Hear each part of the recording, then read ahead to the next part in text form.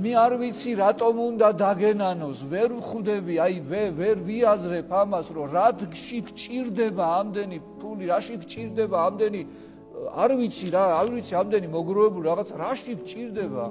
ხარ ბედნიერი, შეეკითხე საკუთარ თავს. არა აქვს მნიშვნელობა, იცოდეთ ხალხო, რომ ვისაც რა გაქვს საშუალება, იმის განაწილებაში არის ბედნიერება.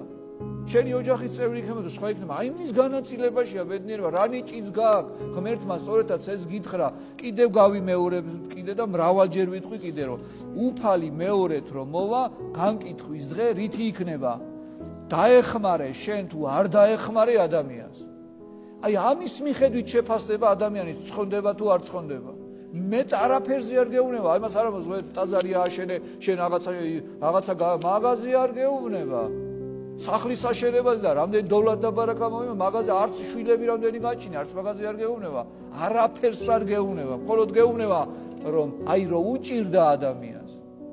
შენ რო დაეხმარე, ის მე ვიყავი. როცა ასე დგას საკითხი, მე არ ვიცი ამ ადამიანებს ისი იმედი აქვს.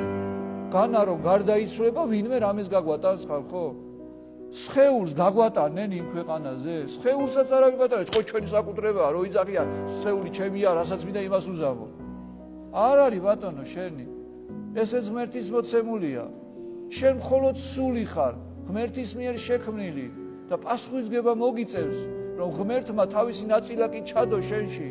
და შენ ამას უდიერად ეპყრობით, ესე იგი ღმერთს აყენებ შეურაცხყოფას, როცა საკუთარ თავს აყენებ შეურაცხყოფას და მით უმეტეს სხვას როცა აყენებ შეურაცხყოფას.